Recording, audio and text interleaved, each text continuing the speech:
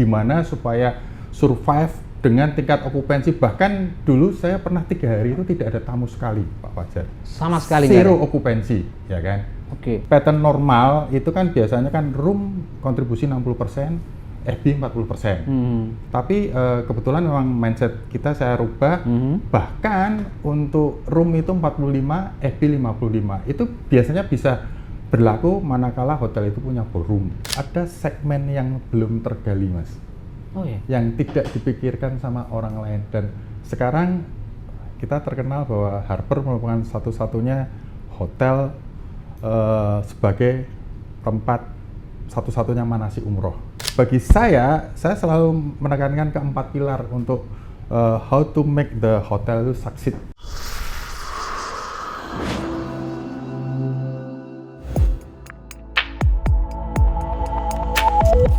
Kembali lagi di Konvergensi dengan saya Fajar Widianto. Kali ini kita akan berbicara mengenai industri pariwisata, khususnya di bisnis perhotelan. Sejauh ini bisnis perhotelan atau salah satu pendukung industri pariwisata ini sebagai salah satu bisnis yang paling kentara, yang paling terlihat jika industri ini mengalami pukulan baik akibat krisis maupun ketika mengalami pertumbuhan. Jadi kerap kali beberapa pengamat atau tokoh-tokoh industri bahkan pemerintah menjadikan industri perhotelan, industri pariwisata sebagai salah satu indikator pertumbuhan ekonomi seperti pada saat pasca Covid kemarin. Namun menarik juga jika kita membahas seperti apa industri perhotelan sejatinya pada saat harus melewati pandemi Covid dan bagaimana kondisi sebelum Covid terjadi dan hari ini. Karena pada dasarnya telah terjadi perubahan-perubahan yang membuat atau menciptakan sebuah etos kerja baru atau budaya baru di industri ini. Tapi mungkin sebelumnya kita bisa lihat di tabel perkembangan industri pariwisata. Pada Mei 2024, kita bisa melihat terjadi peningkatan kunjungan wisatawan mancanegara. Peningkatan juga dialami pada wisatawan nasional dan ini merupakan salah satu pendorong industri perhotelan. Mungkin bisa dilihat dari slide berikut. Nah, kita bisa lihat juga dari data BPS ini tingkat hunian kamar hotel berdasarkan klasifikasi terjadi peningkatan cukup drastis ya. Ini terjadi pada saat proses ekonomi pemulihan ekonomi. Pada hotel dengan klasifikasi bintang kita lihat terjadi peningkatan 54,03%, sangat signifikan. Sementara hotel klasifikasi non bintang juga mengalami peningkatan cukup baik, kendati tidak sebesar klasifikasi bintang, yakni 27,11%. Sementara rata-rata lama menginap tamu masih dalam posisi stagnan ya, 1,62. Hari ini kami telah kehadiran tamu dari Harper MT Haryono, General Manager Harper MT Haryono, Bapak Hermawan Priyatna, yang nanti kita akan ajak berbincang-bincang mengenai industri perhotelan baik sebelum pandemi maupun setelah pandemi dan bagaimana hotel atau industri perhotelan harus bisa menyiasati situasi krisis seperti saat pandemi kemarin. Selamat datang Pak Hermawan, apa kabar? Baik Pak Fajar. Gimana setelah melewati situasi krisis ya Pak Hermawan punya riwayat kerja yang sangat cukup lama di industri ini, artinya kondisi krisis sudah dilewati dan hari ini kondisi pemulihan juga mungkin Pak Hermawan juga menikmatinya nih. Tapi boleh cerita apa yang terjadi pada hotel atau industri hotel khususnya di level bintang 3 pada saat krisis, karena kabarnya justru kompetisi industri atau bisnis perhotelan justru terjadi paling ketat di kelas bintang 3. Ya. Mungkin boleh cerita Pak Hermawan. Jadi gini Pak Fajar, memang benar sekali. Dulu waktu COVID itu memang dunia perhotelan terpukul, walaupun sebenarnya semua sektor itu terpukul, ya kan. Cuman kita membahas di perhotelan aja, karena bagaimanapun juga baik itu yang hotel di daerah wisata, tujuan wisata maupun yang di city hotel, itu semua totally close semua. Dalam artian kita mati suri. Ada beberapa yang memang harus close, ada yang tetap survive dengan operation seperti di tempat saya dulu, tetap buka walaupun dengan segala konsekuensi yang ada. Karena kan kita juga harus mempertanggungjawabkan kepada owner juga, yang notabene-nya dia yang menggelontorkan duit mereka. Jadi gimana supaya survive dengan tingkat okupansi, bahkan dulu saya pernah 3 hari itu tidak ada tamu sekali, Pak Fajar. Sama sekali zero okupansi, ya kan? Zero okupansi. Sementara kalau di hotel bintang 3 itu kan untuk kita bisa survive, itu kan kita harus break off pattern hotel waktu kita kuliah. Kalau kita kuliah kan major revenue itu kan lokomotifnya kan dari room, kamar. Karena kebetulan saya memang di city hotel, bukan di tempat pariwisata. Sebenarnya mostly kan sama, mau di Bali dimanapun kan pada sama. Dasarnya sama ya. Kemudian yang jadi gerbongnya adalah di FB atau MICE. Tetapi pattern itu sudah lama tidak berlaku. Manakala kita mau achieve budget, ya achieve budget, kita nggak mikir sampai ke exit lah. Untuk achieve budget itu supaya kita bisa, ya kita harus balik mindset itu adalah MICE atau FB itu yang sebagai lokomotif, bukan gerbong. Nah, pada waktu COVID, sebenarnya sebelum COVID itu sudah jalan, Pak. Di tempat saya itu komposisi yang kalau pattern normal itu kan biasanya kan room kontribusi 60%, FB 40%.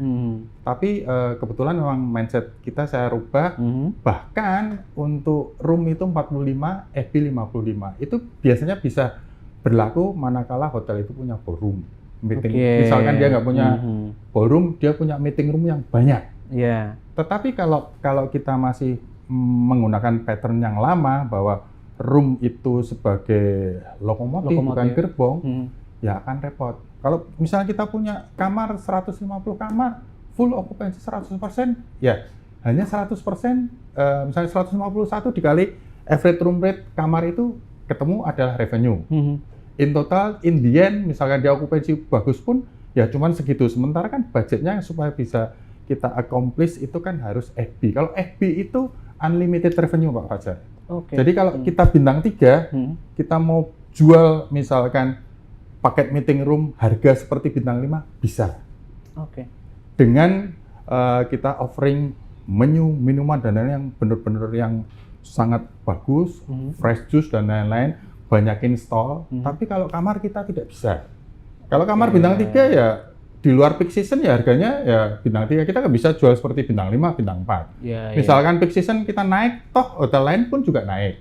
Jadi di beverage atau di MICE meeting room itu yang bisa kebetulan pada waktu COVID itu kan kita terpukul karena ada peraturan mau itu pemerintah pusat, pemerintah daerah, bahwa semua bentuk meeting tidak boleh. Semua bentuk hiburan tidak boleh. Bahkan kolam renang juga tidak boleh buka. Nah, itu yang membuat terpukul. Saya kalau nggak salah itu awal COVID itu kan di bulan Maret tahun 2021, 20 ya? 20. Maret ya? Itu masih dari Cina. Semua orang berpikir, di Cina, nggak mungkin sampai ke Indonesia. Ternyata kan hanya butuh waktu 4 bulan, bahkan sampai ke Indonesia. Nah, itu kan sudah mulai nih, perda dan lain-lain tidak boleh. Nah, itu sangat terpukul banget. Sementara kan untuk cost operation kan berjalan terus. Kita sebagai orang nomor 1 yang mengoperasikan hotel, diberi kepercayaan sama owner, kan kita harus putar otak. Apalagi owner juga, saya pokoknya nggak mau rugi, Wan. Gimana caranya revenue-mu itu bisa saya buat bayar karyawan, apapun. Nah, apa yang dilakukan hari itu yang kan tadi disebutkan. Kita harus putar otak. Karena di satu sisi, kita memang profesional ya, Mas Fajar ya. Tapi di sisi lain kan kita punya empati juga, punya simpati juga. Sementara karyawan kita, katakanlah pada waktu itu total karyawan itu ada sekitar 95, ya kan? dengan rasio waktu itu masih 0,5. Rasio itu kan jumlah karyawan dibagi total jumlah kamar ketemu ya kan, supaya tetap jalannya masih running smooth. Dan ya itu kan? angka yang masih ideal. Iya, ideal banget. Nah, sementara tamu tidak ada yang menginap dan lain, otomatis kan saya harus berputar-otak ya kan. Ya, saya kumpulin semua nih. Memang keadaannya seperti ini dan itu kan tidak menimpa kita saja, semua teman-teman hotel bahkan entertainment yang sewa sound system semua kena semua lah, hiburan, jasa hiburan tutup semua. Akhirnya saya putuskan adalah yang biasanya hotel itu kan tidak bisa beroperasi tidak 24 jam, Mas Fajar. Kan harus 24 jam, seperti rumah sakit. Ya kan? Meaning kan harus ada 3 shift. Setiap karyawan kan 3 shift. Akhirnya saya memutuskan untuk saya jadikan 2 shift. 2 shift itu dalam artian yang biasanya 8 jam kerja jadi 12 jam kerja. Jadi otomatis kan terpotong separuh nih. Dari security depan juga terpotong separuh. FDA front desk assistant juga terpotong separuh. Setelah itu juga masih tidak mengangkat juga. Karena masih belum bisa membantu. Belum bisa menutup biaya operasional. Ya kan? Kalau yang macam-macam kita mau usaha apapun juga nggak percuma, kita promo juga nggak percuma, karena kan peraturan nggak boleh meeting, nggak boleh ini ya. Perjalanan pun kan antar kota pun kan ditutup kan waktu itu, aduh harus ada inilah ini. Akhirnya kan orang takut tidak ada kehidupan sama sekali. Misalkan ada event pun itu juga diem-diem curi-curi. Kita nggak boleh pasang signet nih, apalagi event government kan nggak boleh. Kita operation sunyi senyap, walaupun event itu berjalan, tapi seolah-olah parkir juga harus kosong. Jadi saya bilang ke PIC-nya, boleh meeting di tempat kita, tapi jangan menyolok. Parkir kalau bisa ya naik angkutan umum, Grab dan lain-lain, supaya kan sering Satpol PP itu kan keliling, selalu keliling sampai ke belakang kolam renang. Jadi saya juga tidak pasang signet, kita sunyi senyap. Itu pun tidak bisa menutup kos. Akhirnya kita iniin lagi. Kalau 1 bulan itu kan rata-rata kalau di hotel itu ya Mas, kerjanya 25 hari ini. Saya pangkas lagi. Bahkan saya pun juga sama. Saya dalam 1 bulan itu masuk paling cuman 11 hari. Anak-anak juga sama, giliran. Jadi gajinya itu supaya bisa nutup kos, supaya owner masih bisa, jangankan tersenyum, paling enggak dia bisa bernafas lega itu kan. Pokoknya kalau saya revenue-nya 100 juta ya saya membayarnya karyawan 100 juta. Kalau lebih dari itu saya nggak mau bayar. Sampai gitu kan owner saya dulu. Akhirnya saya putuskan bahwa kita bekerjanya saya potong pangkas. Dengan konsekuensinya yang kita terima juga pro-rate Mas Agus. Misalkan gaji pokok kita 1 juta, ya kan, 1 juta dibagi 25 hari, hasilnya itu dikali kita masuknya. Nah itu sampai bertahan. Tapi waktu itu hotel yang dikelola oleh Pak Enwawan itu tidak sampai harus tutup ya? Tapi harus mengurangi karyawan? Betul. Sampai rasionya berapa waktu itu? Katakan awalnya 0,5, pada saat itu sampai berapa rasionya? Wah, sampai cuma 0,1,5. 0,1,5. Karena kan separuh-separuh Mas. Jadi sebenarnya itu tidak saya keluarkan, cuman saya istirahatkan dalam waktu yang tidak terbatas. Jadi kita giliran ganti. 1 bulan yang ini masuk, nanti bulan berikutnya dia libur, ganti yang ini. Terserah dia, kalau sampai batas waktu tertentu dia akhirnya resign, ya monggo. Yang penting kan tidak kita keluarkan. Nah, terus untuk saving cost, manakala ada event dan lain-lain kan, yang pasti kita untuk breakfast tidak ada buffet. Kita juga menyiapkan sesuai dengan tingkat hunian kamar. Manakala hari itu yang nginep cuman 10%, ya kita menyiapkan itu pun hanya di makanan breakfast box. Itu Pak, ya. Terus harga kamarnya juga sudah kita pangkas. Tapi itu pun yang penting bagi saya dan owner, yang penting saya tidak tombok untuk bayar gaji. Akhirnya alhamdulillah kita memang tidak tutup. Itu Mas, hampir 1 tahun lebih kan, ya kan.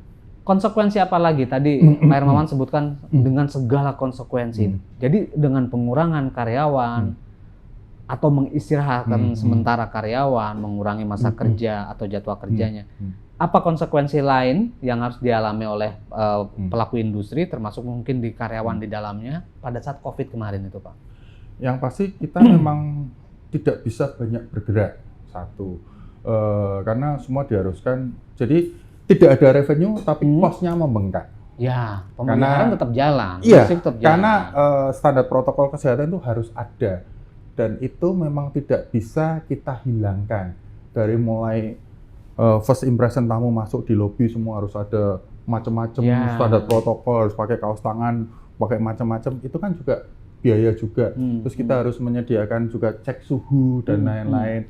Sementara tidak ada pemasukan apa-apa. Akhirnya waktu itu saya memutar otak bahwa alhamdulillah itu paling tidak banyak revenue, paling tidak saya bisa manage karyawan saya supaya tidak banyak yang diliburkan. Jadi kebetulan saya punya teman itu dokter, Mas Agus, di suatu rumah sakit daerah, ya kan, rumah sakit daerah.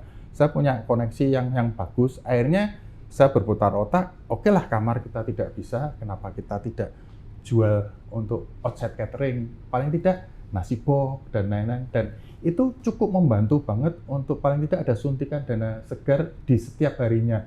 Waktu itu saya setiap hari itu bisa ngirim beberapa yang untuk yang orang di karantina dan lain-lain yang notabene-nya tidak banyak GM yang berani take a risk. Karena waktu itu kan propagandanya, sosialisasinya kan sangat menyeramkan. Mungkin Mas Agus bagi orang yang tidak fobia, bagi saya sih saya masa bodoh lah, mau COVID mau enggak, ya saya percaya ya enggak. Tapi bagi several people kan memang takut banget sampai fobia, sampai akhirnya tremor. Saya break semua, terus bahkan akhirnya saya berani memutuskan daripada kamar itu kosong, saya pakai untuk tempat karantina. Oke. Walaupun itu konsekuensinya sangat berat. Iya. Karena saya berpikir, kita kan tidak tahu nih, COVID itu akan berhenti 6 bulan, 1 tahun, 2 tahun, atau bahkan 3 tahun. Karena kan ya itu politis lah ya. Akhirnya pada waktu hotel itu sudah dicap sebagai hotel karantina, recovery manakala COVID itu sudah berlalu kan sangat susah. Iya, karena mindsetnya publik, karena menganggap ini sempat jadi ruang perawatan dan jangan-jangan virusnya masih ngendon kan, masih ngendon dan ini.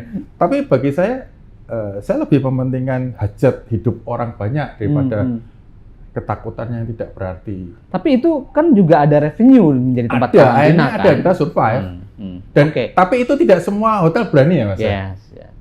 Artinya itu salah satu sebuah inovasi ya sebetulnya ya katakan ya di saat yang high risk pada saat itu, banget. Dan saya pun ditentang sama karyawan saya. Bukan. Kalau pemeriksaan saya yang penting dia money oriented. Oke, go ahead. Revenue masuk. Revenue. Tapi anak buah saya bahkan HOD saya ada juga ya monggo. Ini yang penting keputusan sudah kita ambil. Kalau misalnya ini ya option terserah di Anda. Saya bukan otoriter, tapi ya seperti ini di saat semua orang serba susah ya kita harus berani take a risk lah. Oke. Nah, itu Pak. Nah ini menarik, segala kesulitan pada saat pandemi bahkan sampai harus memutuskan menjadi sebuah hotel karantina ya. Walaupun itu justru sebuah solusi ya supaya bisa survive ya. Nah ini menarik, setelah pandemi berakhir, status PPKM dicabut pemerintah. Setidaknya pada bulan Mei kita melihat ada tadi angkanya peningkatan jumlah hunian kamar 54% hotel berbintang. Yang non berbintang, katakan hotel kelas melati, penginapan juga masih mencicipi peningkatan serupa. Apa iya ini sebuah apa sih istilahnya euforia dari publik yang selama ini terkungkung di rumah, lalu dia bisa berwisata, bisa menginap di mana saja, atau ada hal-hal lain yang bisa mendorong peningkatan tingkat okupansi di hotel? Oke, yang pasti saya tidak menafik yang di highlight sama Pak Agus bahwa itu euforia, iya. Tapi kalau euforia itu kan hanya sesaat. Euforia itu mungkin bisa berlaku untuk hotel yang memang untuk destinasi wisata, contohnya seperti Bali, Solo, Jogja, iya. Euforia itu mungkin akan sangat ngefek. Tapi kalau untuk city hotel, Jakarta, Semarang, Surabaya dan lain-lain, kan kita kan tidak memang menjual otentik seperti pariwisata di Bali. Kita lebih euforia ya, itu bisa nomor 1 ya Pak ya kalau di daerah wisata. Tapi saya lebih menekankan adalah kelonggaran daripada government body di mana dia membuka keran untuk meeting boleh perjalanan dinas yang lain-lain. Nah, itu yang dari 1,5 tahun sebelumnya itu budgetnya itu tidak kepakai. Budgetnya kepakai buat COVID dan lain-lain. Akhirnya begitu keran itu dibuka, kalau nggak salah itu di 2022 Juli Agustus itu sudah mulai longgar nih. Walaupun belum. Nah, ini kan mereka ada sisa waktu in the end of 2022 untuk mengadakan meeting. Yang notabene dia bisa langsung diajukan untuk budget, dan itu memang benar-benar terjadi. Jadi di bulan Oktober, November, Desember 2022 itu tingkat hunian di hotel manapun, baik itu city hotel maupun tempat leisure, itu penuh semua, Mas. Meeting penuh, tidak tersisa. Itu memang yang menarik di situ, ya kan. Nah, sebenarnya, yang agak berat kan setelah di 2023 awal kan kita tidak bisa hanya mengandalkan euforia seperti itu. The honeymoon is over. Kalau saya bilang ke staf saya itu honeymoon is over. Kita honeymoon sudah selesai. Gimana caranya supaya kita tetap sebagai pilihan, kalau bahasa Arab, jujukan orang untuk meeting di tempat kita, nginep di tempat kita, kan harus ada sesuatu yang lain. Karena semua kan berlomba-lomba sama, ya kan. Nah, harus gitu. Ada yang berbeda ya. Iya, diferensial itu harus, bagi saya tekankan ada suatu produk atau suatu apapun lah, mau itu hotel maupun itu outlet, fashion, kalau kita tidak punya diferensial yang notabene-nya dipunyai yang lain, ya kita tidak ada sesuatu yang otentik yang orang akan merasa apa sih yang supaya saya bisa kembali lagi ke tempat itu. Jadi kita harus menekankan diferensial itu, ya kan. Tapi boleh disimpulkan nggak sebetulnya diferensiasinya dari perhotelan itu sebetulnya cuma makanan dan fasilitas seperti untuk meeting. Selebihnya ya layanan utama memang di situ. Jadi kalau memang mereka mau memberikan inovasi yang berbeda atau layanan yang berbeda, mereka harus mampu menyiapkan mungkin meeting room yang jauh lebih canggih, katakan ya, layanan yang lebih baik, lebih nyaman, dan makanan mereka harus mampu menyediakan menu yang berbeda dibanding yang lain. Betul nggak seperti itu? Betul. Dan apakah Harper MT Haryono juga melakukan hal sama atau diferensiasi di sisi itu? Jadi betul sekali Mas Agus, kalau untuk diferensiasi yang kita tawarkan, kalau semua hotel kan kita ngomong apple to apple ya, kalau bintang 5, bintang 4, bintang 3, anggaplah sama, semua menyediakan ruang meeting yang sama. Tetapi kan yang namanya fasilitas itu kan benda mati. Fasilitas sebagus apapun, kalau manpower-nya tidak bagus, kan nothing. Ya kan, betul kan Pak? Tapi misalkan contohnya kayak kita juga nggak hotel yang baru-baru amat, kan termasuk hotel tua lah. Hotel di atas 5 tahun, apalagi ini mau menginjak umur 8 tahun itu kan termasuk hotel tua. Kalau misalkan maintenance-nya nggak bagus, terus kita nggak bisa bikin sesuatu yang bikin orang itu ada memorable manakala nginep di suatu tempat kita, nah orang tidak akan balik lagi, ya kan? Ngapok-ngapokin lah. Bahasa Arabnya kayak gitu ya Mas ya. Nah, orang Jawa soalnya Mas. Jadi itu. Jadi yang pasti semua tempat meeting sama. Terus bahkan untuk kelas bintang 3 pun saya agak sedikit ini ya, saya menyediakan videotron juga, ada videotron. Terus sebenarnya di luar yang itu tuh kita paling tidak harus bisa menciptakan sesuatu. Apa sih orang kalau misalnya mau meeting di tempat kita yang dicari apa sih? Rata-rata kalau teman-teman hotel yang lain itu salesnya kan pada saat mau mengejar deal itu kan intens, sales call, visit, appointment dan lain-lain sampai akhirnya close deal. Setelah close deal, dadah. Jadi saya selalu menekankan ke sales saya, kebetulan saya juga pernah sales lama di FB juga, saya lama juga pernah jadi Pak Manager. Saya mengambil filosofi di perusahaan otomobil, saya nggak mau nyebut merek lah ya kan.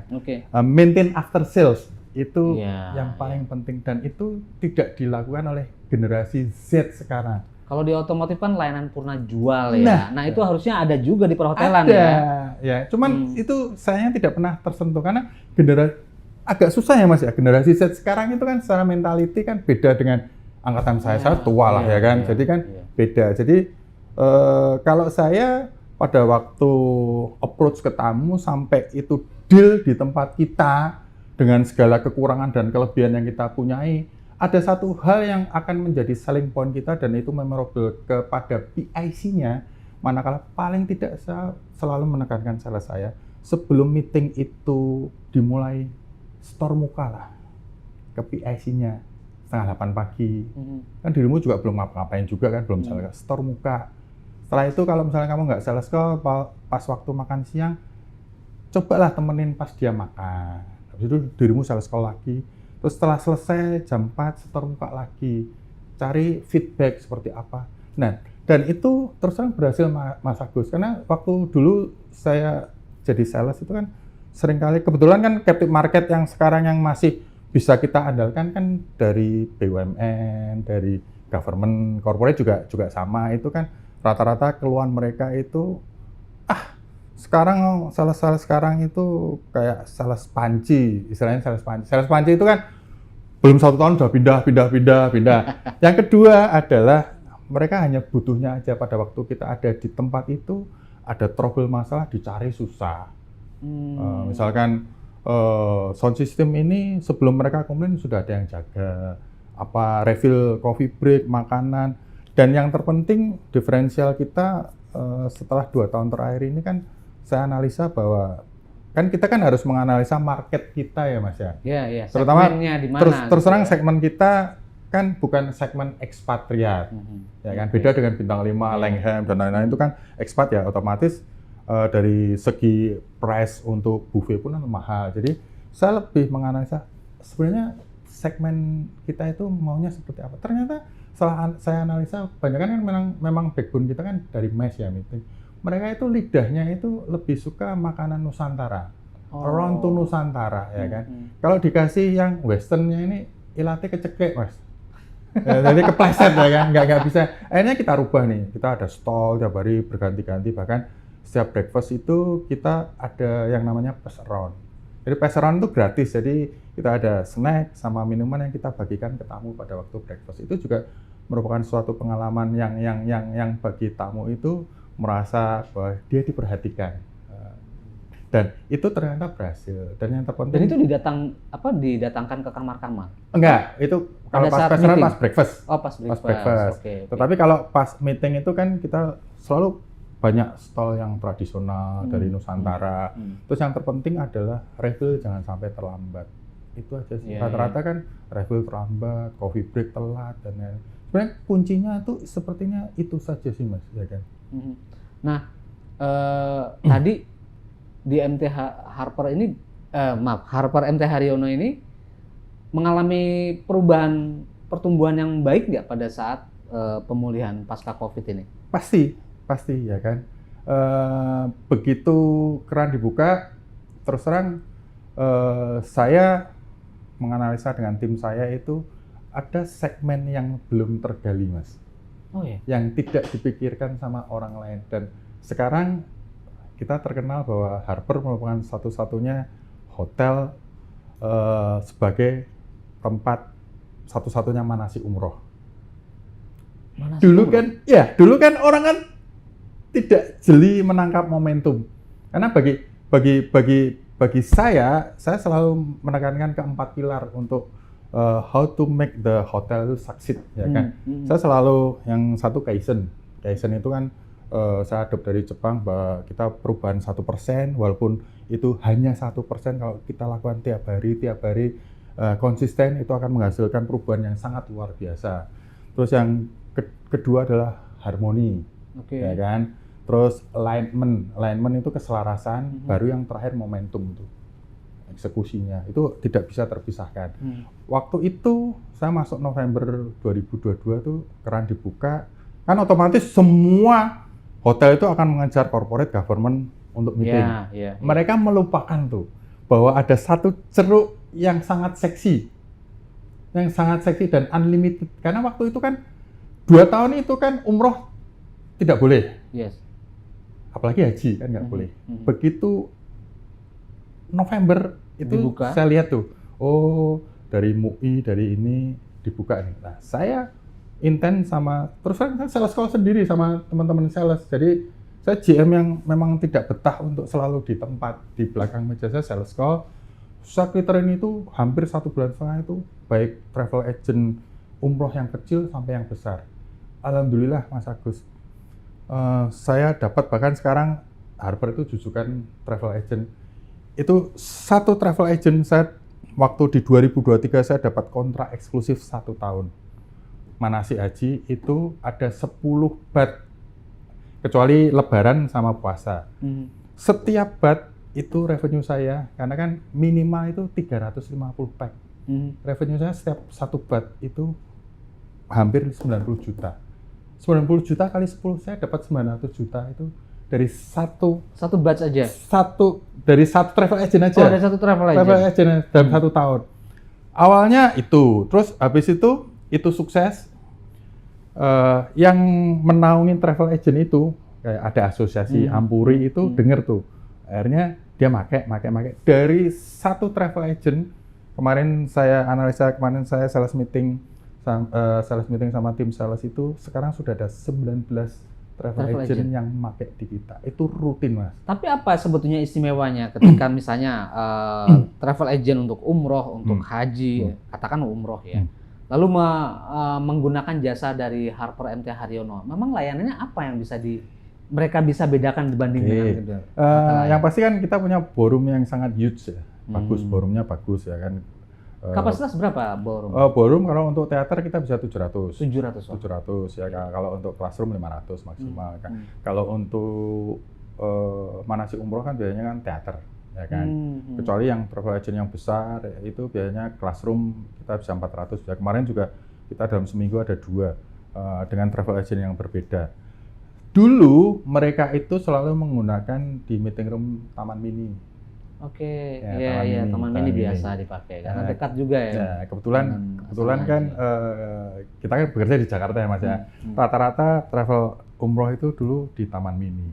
Tapi kan prestisnya kan beda. Dan ini di hotel dan dia tidak memikirkan macam-macam untuk dan lain-lain. Kalau di hotel kan yang penting mereka deal dengan harga tertentu, paket HD ya sudah selesai, nggak mikirin yang macam-macam, dan itu saya akomodasikan dengan sangat-sangat baik. Yang menarik, apakah ini inovasi yang hanya dilakukan di Harper MT Haryono atau sebetulnya ada juga sih hotel lain yang melakukan hal yang sama, cuma ada pelayanan yang berbeda? Gimana itu?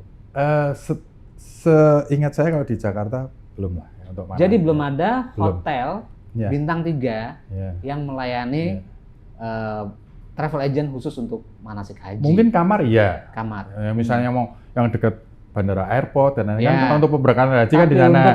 Tapi untuk yang misal manasik umroh, latihan manasik gitu umroh, ya. Itu bisa disediakan di Harper. Sampai sekarang mungkin jangan-jangan Harper MT Haryono dikenal sama travel agent untuk umroh lebih kuat. Betul, karena kan sekarang kenapa saya bisa mengklaim bahwa kita satu-satunya?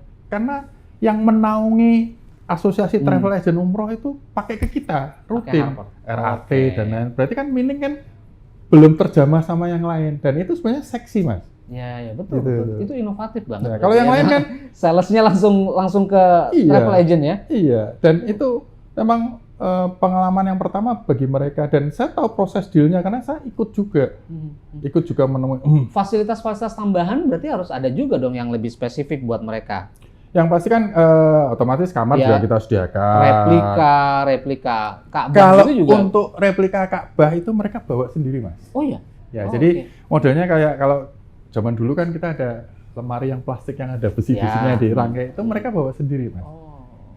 Artinya sendiri. Bukan dari pihak hotel ya? Bukan. Yang penting kita menyediakan tempat yang nyaman bagi mereka dan makanannya sesuai. Ya udah. Jadi satu-satunya nih bisa dikatakan Harper MT Haryono ini yang menyiapkan layanan untuk manasik ya bagi travel agent umroh.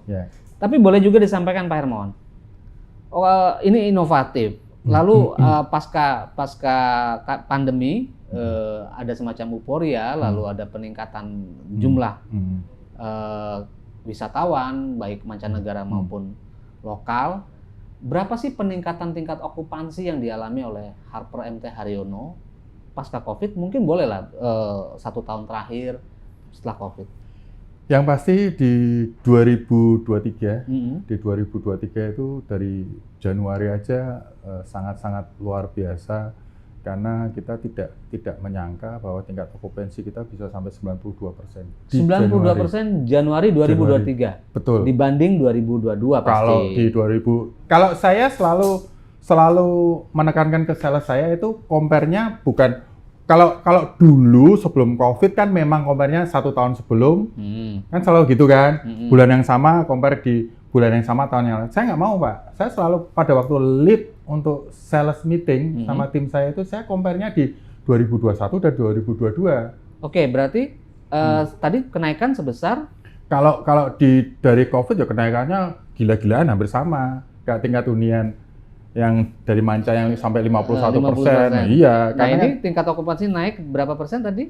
Kalau dibanding di 2022, naiknya ya bisa sampai 30%. 30%. Ya, kan? Oke, kalau yang tingkat hunian kamar dibanding sebelum COVID? Sebelum COVID ada kenaikan sekitar 8%, tapi itu kan tinggi banget. Cukup baik ya. Iya, karena untuk 7% di hotel okupansi itu banyak dan dari total kamar ya kan. Dan karena ini kan bintang 3 dengan kompetisi yang sangat ketat. Betul, sangat ketat dibandingkan bintang 5 ya kan. Angka itu sudah cukup signifikan kenaikannya ya. Kalau boleh saya mention adalah di 2023 itu kita nutup year to date itu 86,8%. Itu bagus banget Mas. Tingkat okupansi? Tingkat okupansi. Dari Januari ke Desember itu 86,6%. Berarti kan meaning ada banyak hari di mana kita jual full okupansi 100%. Walaupun ini udah pasti ada sekian hari yang harusnya 100% ini. Iya, banyak. Pekan itu pasti banyak. Ya. Bulan ini aja, di bulan Juli ini, saya 100% hampir 15 kali. Karena sampai semalam saya mau date itu masih di 93%. Gila kan? 93%? Di bulan Juli, sampai tanggal 21 semalam. Ya kan?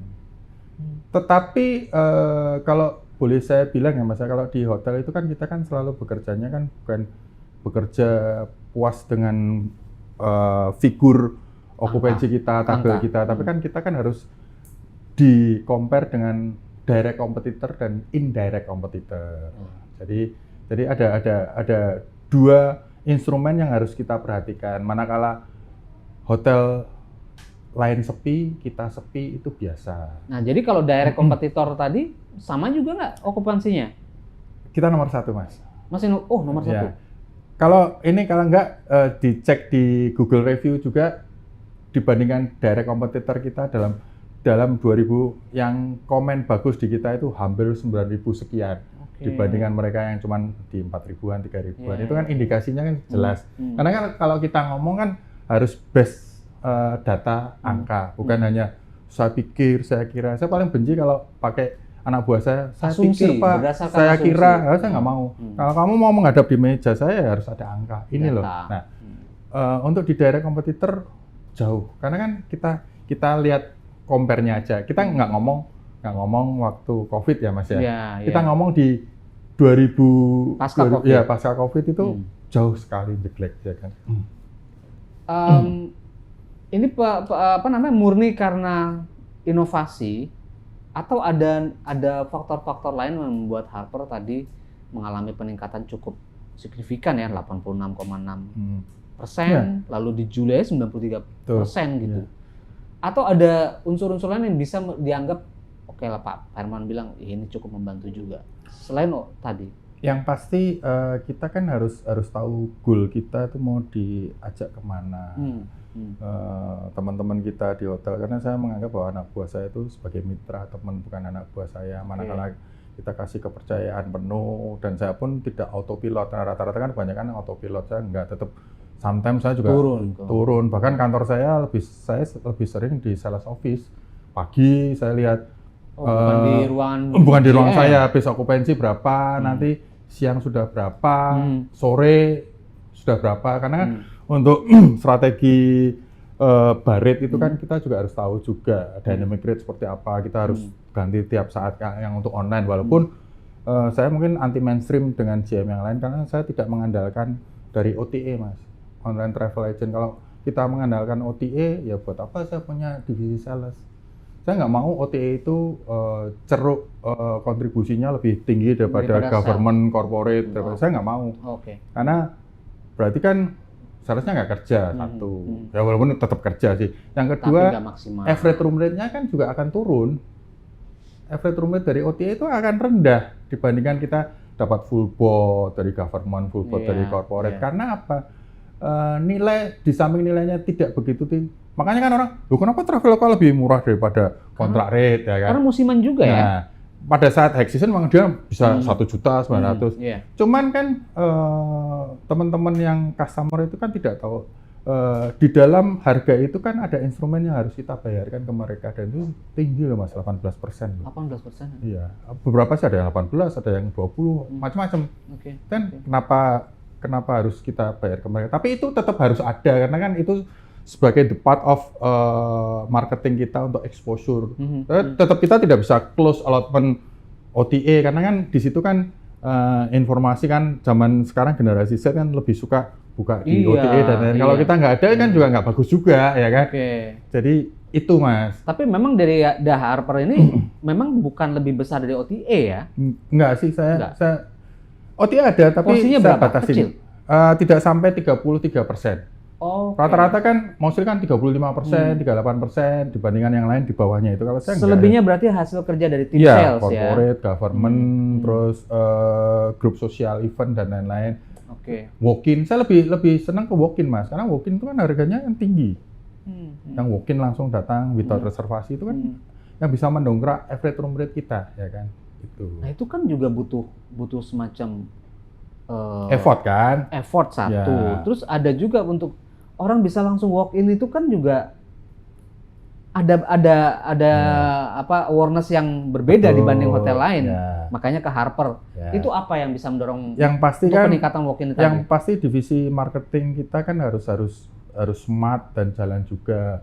Dia menggandeng KOL juga, di mana kita kan harus rajin di Instagram dan lain-lain, di mana kita menggandeng influencer yang memang bagus dan pakai influencer. Tapi saya pun itu saya juga anti mainstream juga. Mungkin anak buah saya juga kadang agak heran dengan saya. Dulu awal-awal menyodorkan saya kan dia cuman Pak ini loh Pak, followernya sekian K. Tapi kan saya tidak langsung tanda tangan juga. Saya lihat dari sekian K itu di Instagramnya dia itu yang feedbacknya yang ada jawab-jinawab, yang ada interaksi itu berapa? Lah kalau followernya berapa K tapi interaksinya nggak ada, ya percuma. Kan lebih penting yang jawab-jinawab. Kalau viewer yang melihat itu kan hanya sambil lewat, misalnya Mas Agus nih, lewat Instagram kayak gini, oh ada gambar kan nggak sampai selesai. Tapi kalau di situ indikasi interaksi tanya jawabnya banyak, wah ini keren nih. Makanya saya tidak berpatokan pada total follower, tapi total interaksi. Ini walaupun lebih sedikit, saya lebih senang, dan itu berhasil. Tadi kembali ke penggunaan OTA, memang dibatasi 30%? Tidak dibatasi 30%. Allotment-nya saya lihat, manakala kan kita kan prediksi kita kan tidak bisa membatalkan sekian. Kan kita kan harus tahu ke depan itu di Jakarta ada event apa kan. Kalau OTA kan bisa kita mainkan seenak kita, seperti dulu misalkan ada di JIS yang artis mana, walaupun itu sudah masih 5 bulan ke depan kan kita harganya sudah kita set yang mahal juga. Nah itu allotment-nya kita buka banyak, ya kan. Berarti berdasarkan ada event-event atau sesi betul Pak. Nggak bisa berdasarkan asumsi. Saya paling malas saya pikir enggak. Terus yang lain adalah di samping itu kan kita juga untuk OTA itu kita juga lihat juga di kompetitor sebelah ngeset harganya seperti apa. Jadi instrumennya banyak kalau di OTA. Itu. Saya pikir tadi OTA itu memang dari jangan banyak-banyak dari OTA gitu, karena tingkat pertumbuhannya atau tingkat pesanannya juga nggak terlalu besar. Tapi untuk musim-musim tertentu untuk bahkan certain period kita buka yang lebar, yang masih jauh. Tapi kalau yang 3D advance biasanya kita batasin karena kan kita harus menganalisa, ternyata hotel kita itu sekarang lebih banyak walk-in di malam hari jam 10, jam 9 di waktu weekdays ya. Karena kita dari Senin sampai Sabtu itu masih rata-rata okupansi di atas 80%. Ya, buat apa kita buka OTA? Jadi tetap kita kan ada komitmen sama OTA, cuman allotment-nya kita batasi. Dan itu berhasil. Dan itu yang dihargai memang tamu yang datang langsung gitu ya. Yang effortnya datang gitu. Karena memang mungkin ada beda awareness mereka terhadap Harper gitu ya.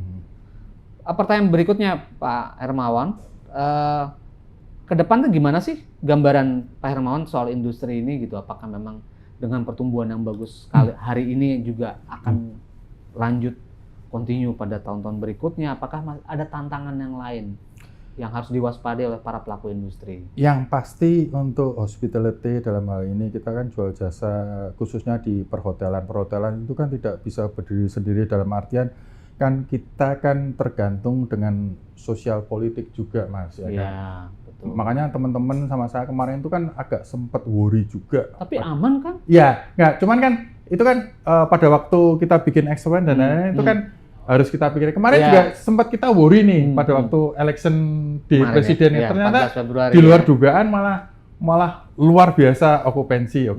Tapi paling tidak kan untuk hotel itu kan manakala kehidupan politik dan lain-lain aman pasti akan aman ya kan. Stabilitas nih dibutuhkan betul. Ya. Terus di samping itu banyak hotel-hotel bintang 3 yang bertumbuhan karena kan lebih banyak yang dinamis tumbuh itu kan di bintang 3, yang budget dan lain-lain. Notabene itu persaingannya sangat ketat dibandingkan bintang 4 dan 5, ya kan. Yang perlu kita pikirkan sebenarnya kan ini semua juga hampir sama, nggak cuman hotel aja. Kan berpikiran bahwa sebentar lagi kan ibu kota pindah ke IKN. Nah itu kan juga saya harus memikirkan ini bulan-bulan saya bikin budget nih Mas.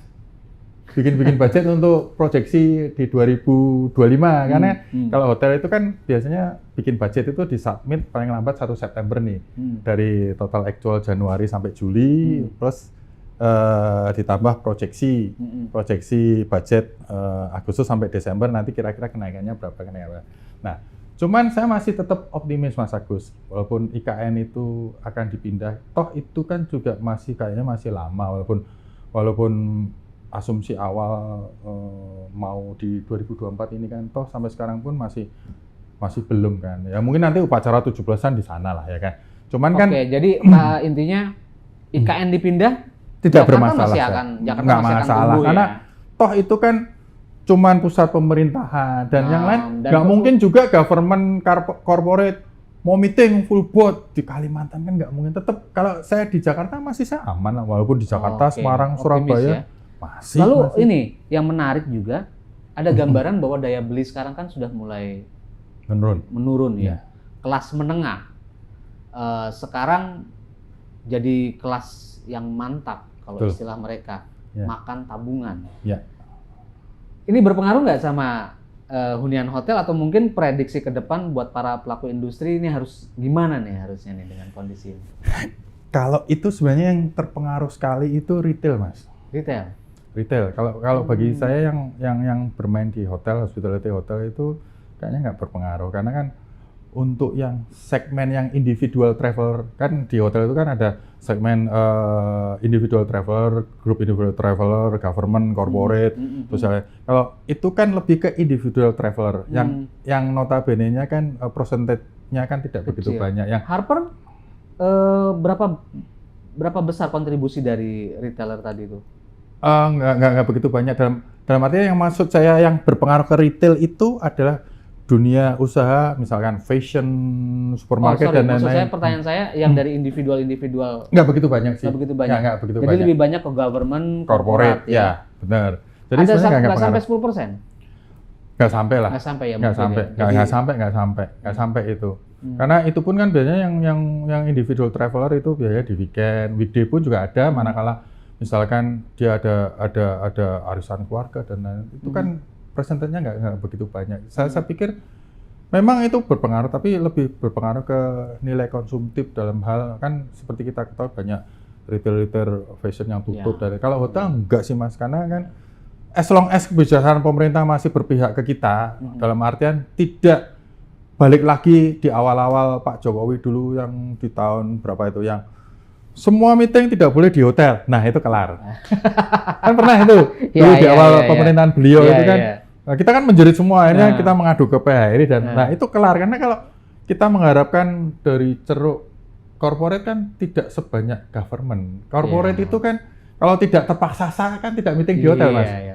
Jenengan kan lebih baik meeting di sinilah 10 orang nanti beli makanan dari luar. Tapi kan kalau government kan beda. Banyak ya kan. Selama itu aja sih sebenarnya. Nggak pengaruh, Mas, kalau nilai beli itu dia akan terpengaruh kepada industri otomotif, fashion, retail-retail yang lain karena kan sekarang orang dimudahkan langsung order online dan itu ya memang memukul semua. Itu sih. Mas boleh cerita nih Harper MT Haryono. Tadi luar biasa ceritanya tentang inovasi yang dilakukan, bisa masuk ke travel agent bahkan manasik haji bisa satu-satunya. Saya bisa mengklaim satu-satunya. Ini luar biasa sebetulnya. Dan sekarang apa nih yang disiapkan oleh Harper MT Haryono yang istimewa buat para tamu mereka, dan mungkin untuk akhir tahun punya rencana seperti apa yang lebih spesial dibanding yang lain? Nah, itu apa spesifiknya kira-kira kita, Mas. Kalau masalah akhir tahun, saya nggak pernah ngadain acara apa-apa, Mas. Oh. Untuk New Year Night Eve itu kan, saya nggak pernah ngadain acara apa-apa selama saya. Karena saya pikir, karena kita tidak masuk di segmen itu, saya tidak main di segmen itu. Karena kalau saya ngasih misalnya gala dinner nih, misalnya harga nggak usah mahal lah, ada pesta kembang api dan lain-lain. Toh tipikal beda kalau misalnya saya masih di bintang 5, ada ngundangin artis luar negeri dan lain-lain. Karena mostly saya analisa adalah di tahun 2022 yang masih COVID itu kan, saya lihat nih, penuh malam tahun baru itu penuh 100%. Tapi mereka datang, jam 5 mereka itu pergi. Jam 5 sore? Iya, pergi ke pusat kota Jakarta, lihat kembang api dan lain-lain. Nanti jam 1:30 balik lagi. Jadi percuma, Mas, saya buang-buang kos walaupun dapat. Cuman tetap untuk di 6 bulan terakhir ini kan tetap kita tetap tamu is number one. Jadi dengan value uang yang dia keluarkan itu worth it dengan apa yang dia terima. Sebenarnya basicnya seperti itu. Nah, dan itu pun kalau misalnya malam tahun baru saya hanya menyiapkan early dinner mereka sebagus mungkin. Jadi dengan harga sekian, itu dia bisa makan di restoran kita dari jam 5 sampai jam 7 malam dengan menu yang spesial. Tanpa ada hiburan apa-apa. Karena toh mereka juga cuman makan, habis itu pergi semua. Kamar kosong, nanti setengah 2 balik lagi. Jadi makanya seorang leader itu harus bisa menganalisa. Jadi kalau saya selalu menekankan ke anak-anak selalu berpikir secara terbalik, Mas. Jadi biasanya orang itu kan reaksi setelah ada aksi. Kalau saya sebelum ada reaksi itu ya kita tutup supaya tidak ada komplain. Dengan cara apa? Ya berpikir secara terbalik.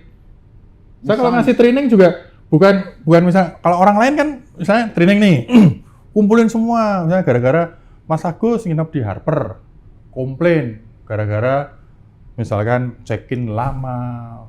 Terus check-out-nya juga bertele-tele orang ini baru ditrainingkan dan itu pun cuman ketemu konklusinya kan sedikit.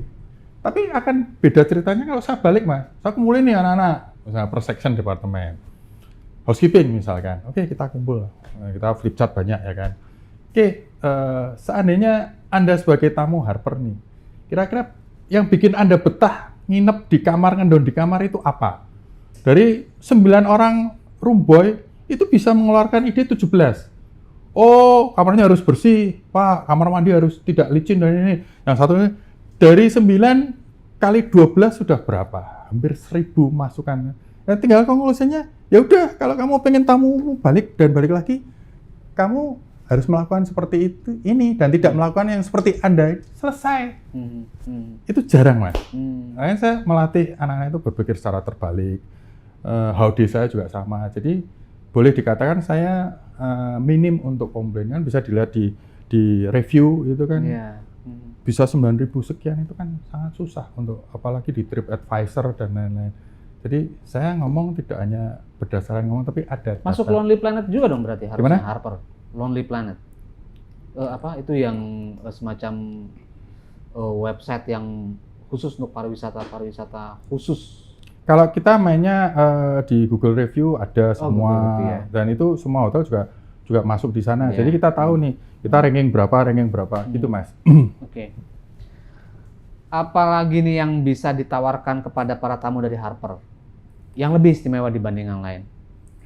Ya, yang pasti kita sekarang ada yang istimewa adalah kita diuntungkan dengan adanya LRT, Mas.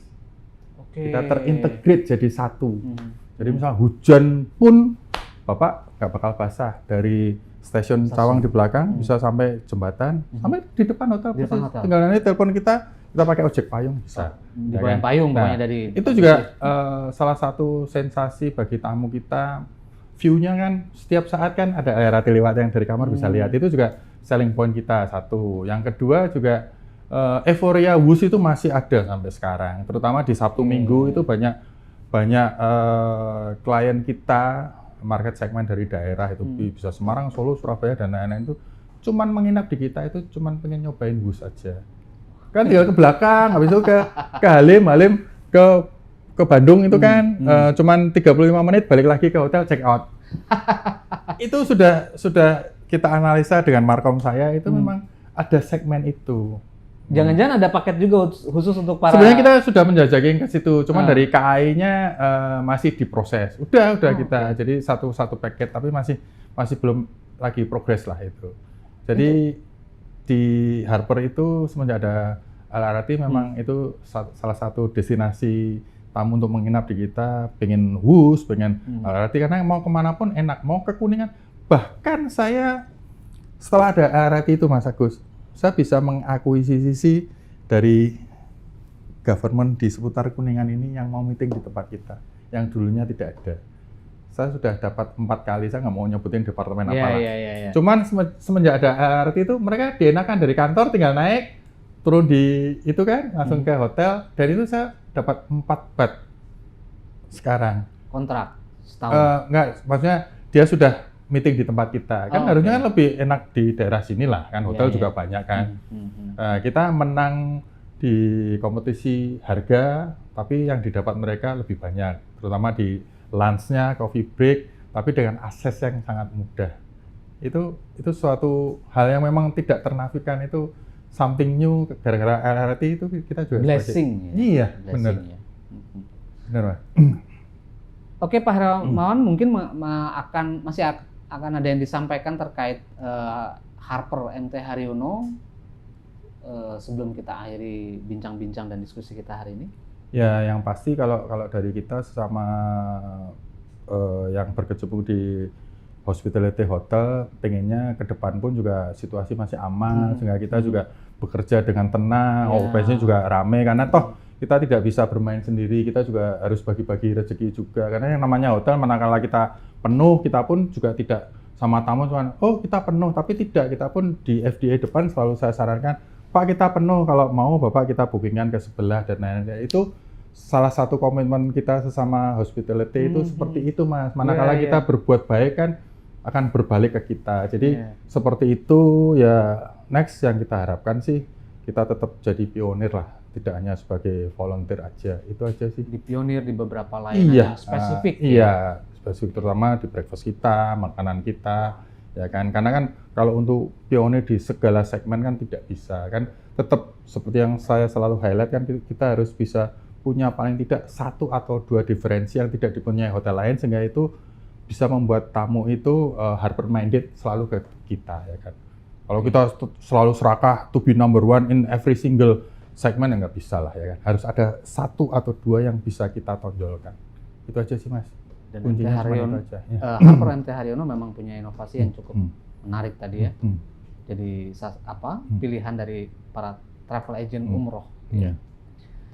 Demikian pemirsa Konvergensi kali ini kita sudahi, tapi kita bisa mencatat beberapa kesimpulan yang diambil dari perbincangan kita dengan Bapak Hermawan Priyatna. Pertama, industri perhotelan memang mengalami pukulan yang cukup dalam pada saat pandemi. Namun di saat pemulihan, industri perhotelan juga menikmati sebuah peningkatan yang juga cukup signifikan karena psikologi masyarakat yang sebelum atau pada saat pandemi mengalami kekangan, mereka tidak bisa berkunjung, tidak bisa melakukan perjalanan.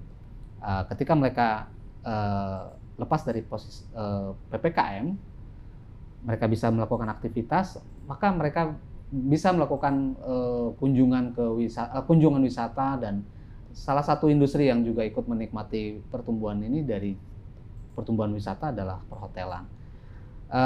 Tadi dari Pak Hermawan disampaikan bahkan pada saat pasca pandemi Harper MT Haryono bisa menikmati tingkat okupansi sampai 93%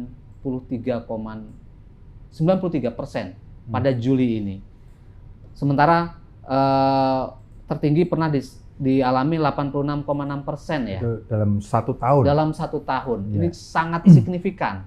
Artinya dalam beberapa periode Harper MT Haryono ini juga menikmati okupansi 100%. Cukup tinggi. Berikutnya inovasi. Dan Harper MT Haryono salah satu hotel bintang 3 yang memiliki inovasi yang sangat-sangat berbeda karena Pak Hermawan mampu menangkap pasar yang sangat spesifik, yakni travel agent umroh yang membutuhkan layanan manasik.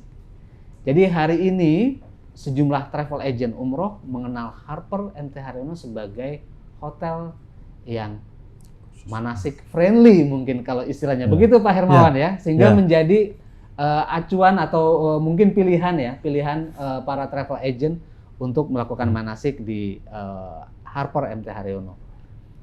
Demikian perbincangan kita hari ini. Terima kasih. Saya Fajar Widianto undur diri. Terima kasih Pak Hermawan Priyatna atas kunjungannya dan waktu untuk diskusinya. Sama-sama Pak Agus. Ya.